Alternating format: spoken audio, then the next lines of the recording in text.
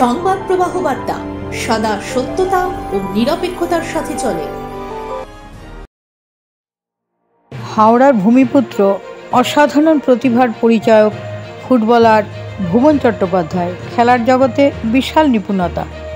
ঈশ্বর দত্ত একটা চ্যালেঞ্জ সর্বদা কাজ করত। অনেক প্রতিকূল পরিস্থিতির সাথে মোকাবিলা করে করে শীর্ষে পৌঁছানো ছিল অভ্যাস।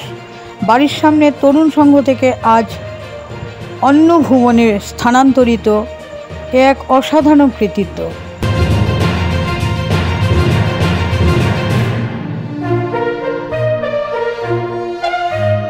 ঠিক ভুবনদাকে আজকে আমরা পেয়েছি, আমরা খুব আনন্দিত। প্রথম খেলা শুরু থেকে খেলা তো সবাই ভালোবাসে, সব বাচ্চারাই খেলতে ভালোবাসে, তো সেখান থেকে খেলার শুরুটা হয়ে যায়। এটা যার ভালোবাসা বেশি সে মাঠে টিকে যায়। প্রথম খেলা শুরু এই আমাদের বাড়ির উল্টো দিকেই তরুণ সংঘ, হাওড়া তরুণ সংঘ, ওই মাঠ থেকেই খেলা আমার শুরু।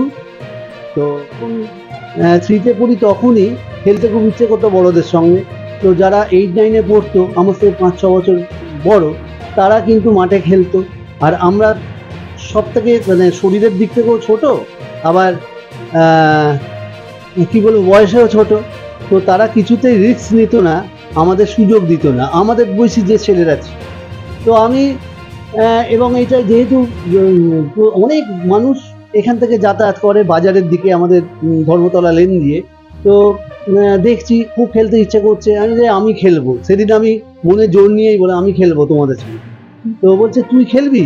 তো কোথায় খেলবি? তো গোলে খেলতে পারবি? তো মানে আমার নাছোড়বান্দা মানে এই মনোবলটাকে ওরা রেকগনাইজ দিয়ে বলছে গোলে যদি খেলতে পারিস তাহলে হ্যাঁ খেলবো গোলে, কিন্তু খেলবো। ওই যে প্রথম দিন যখন আমি গোলে দাঁড়ালাম, অদ্ভুত ব্যাপার, সেদিন কিন্তু আমাদের এখানে প্রচুর মানুষ যায় এবং সবাই দাঁড়িয়ে যায় এই বাচ্চার খেলা। আমি সালটাও আমি বলে দিচ্ছি, সালটা 74 সাল, 1974 সাল। তো তখন আমি জাস্ট পড়ে উঠেছি।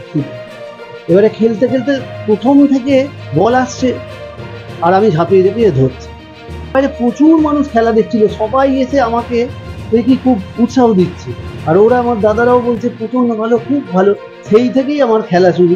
এবং আমাদের কৈপুকুর জীবন সংঘ মাঠে প্রথম দিনই আমি খেলতে নেবে, ওই ক্লাস 4-এ পড়ি, কত লোক জীবন সংঘ মাঠে আন্ডার-8-এ খেলা, 4 ফুট 10 আর মাথা অব্দি 5 ফুট। তো আমি বাচ্চা ছেলে, ওই জন্যই সবাই খেলছি ওই 5-6 বছরের দাদাদের সঙ্গে। তো 5-এ সাইড বোধ হয় এরকম 4 সাইড 5-এর সাইড খেলা, আমি 2টো পেনাল্টি সেভ করে দিলাম।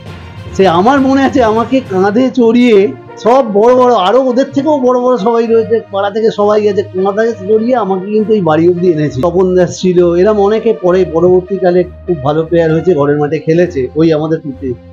ওইখান থেকেই ওরা আমাকে হাওড়া এই কলকাতা ভেটারেন্স ক্লাবে ক্লাস 6-এ যখন পড়ি, 6-7 হচ্ছি, তখন আমাকে ওইখানে আমাদের সবাইকে যারা যারা ভালো খেলতো ওখানে ফুটবলে শিফট। ফুটবলের জীবন স্মৃতি, প্রথম স্মৃতি। তারপর কলকাতা থেকে কোন টিমে চান্স পেল? এবারে তখন তো আমার শুরু ক্লাস 6 থেকে। ওখানে আমাদের যে ফুটবলের যে হাতে কড়িটা হয়েছিল, অবনী বোস বিখ্যাত গোলকিপার ছিলেন ইস্টবেঙ্গল ক্লাবের, আর ছিলেন সনক সে। তো অবনীদাই বেশি প্র্যাকটিস করাতেন।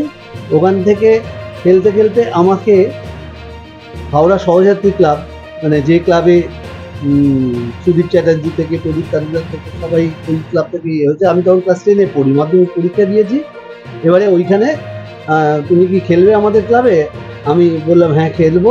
তো সেখান থেকে আমাদের গুরু সুব্রত চ্যাটার্জি, মানে গদাইদা, খুব বড় প্লেয়ার ছিলেন উন্নয়নের এবং খুব বড় কোচ, বড় খেলোয়াড়। তো ওনার সংস্পর্শে এসে ওনার কাছে প্র্যাকটিস করে আলাদাভাবে ভীষণ আন্তরিক ছিলেন, অসম্ভব। ওনার কি বলবো, স্নেহ যেরকম দিয়েছেন, শাসনও করেছেন। এবং ছেলে যে তৈরি করা প্রচুর ছেলে হয়েছে, প্রচুর ছেলে খুব নাম করা ফুটবলার হয়েছে, যারা হয়নি তারাও কিন্তু জীবনে বড় হয়েছে অন্যান্যকে। তো ওইখান থেকে সহযাত্রী ক্লাব থেকেই আমার প্রথম টালিগঞ্জ অগ্রণীতে সুযোগ পাওয়া, এবং সেখান থেকে কিন্তু আর আমি এগিয়ে গেছি। আমাকে ঠাকুর মানে এগিয়ে দিয়েছেন একবারে। হ্যাঁ, তারপরে আমি চাকরি সূত্রে গেলাম রেলে, বিএনআরে। তো বিএনআরেও 3 বছর 2.5 বছর খেলেছি, ওখান থেকে পোর্টরাসে খেলি, পোর্টরাসও খুব ভালোই খেলেছিলাম সে বছর, খুব ভালো হয়েছে। এখান থেকে আবার মোহনবাগান করে, তো মোহনবাগানের যেরকম হয় কর্মকর্তাদের নিজেদের মধ্যে কিছু গোষ্ঠীর দ্বারা যে যারা করছিল, হ্যাঁ, সুব্রত ভট্টাচার্য নিজে সে বছর লাস্ট ইয়ার 90, তো সে বছরই বাবলুদাই এসে আমাকে মানে কালেক্ট করেছিল যে মোহনবাগানে খেলার জন্য, তখন অনেকে তারপরে হয়ে যায় পড়ার সঙ্গে সঙ্গে খেলা, খেলার সঙ্গে সঙ্গে পড়া। ভাববে খেলতে খেলতে আমি ভালো করে পড়াশোনাটা করব, তো করা যায়, একটা স্টেজে গিয়ে শরীরে ক্লান্তি আসে এটা ঘটনা। তো আপনার সহধর্মিণীর সহযোগিতা না মা বাবার সহযোগিতা, পারিবারিক সহযোগিতার মধ্যে কে প্রথম? খেলার ব্যাপারে আমার মানে বিয়ে হওয়ার আগে আর কি আমি বলছি, বিবাহিত হ্যাঁ হওয়ার আগে আমার তো অসুবিধে হয়নি, হ্যাঁ, মানে বাবা মা ছিলেন, হ্যাঁ বাবা বাবা বাবা বাবা হ্যাঁ বাবা প্রচুর হেল্প করতেন, হ্যাঁ এরমও বুটের কাদা এরমও হয়েছে, আমি এত ক্লান্ত হয়ে পড়েছি, আমাকে বলতে হয়নি, নিজেই বার করে নিজেই করে আমার ব্যাগ থেকে, কারণ বাবা খুব খেলা ভালোবাসতেন, বাবা তো মাঠে খেলা দেখতে যেতেন, মাঝে মাঝে বুঝতেন সমস্ত কিছু বাবার, তো তারপরে ও করেছে। বাবা মা কোনোদিন খেলতে যেতে বারণ করেনি, এটাই হচ্ছে সব থেকে বড়। করতেই হবে তোমাকে, আর কিছু করা যাবে না। তারা মোবাইলে গেমের পর গেম খেলে যাচ্ছে, মাঠে গিয়ে কিন্তু একটা বলেও লাথি মারছে। আপাতত মানে সহধর্মিণী আসার পরে এখনো চলছে, খেলা ছেড়ে দেওয়ার পর তো পুরোপুরি কনভার্ট হলো গান, লেখালেখি, তারপরে গান, তারপরে কবিতা, তারপরে বই অনেকগুলোই পরপর 4টে বেরোলো আমার, তারপরে জীবনীও বেরিয়েছে।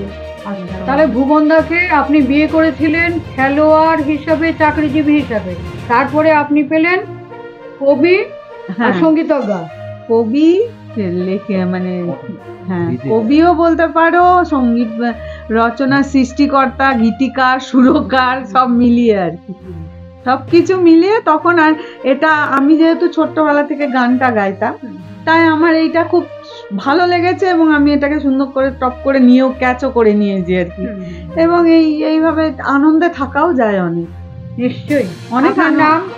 আমার নাম কাকলি চট্টোপাধ্যায়।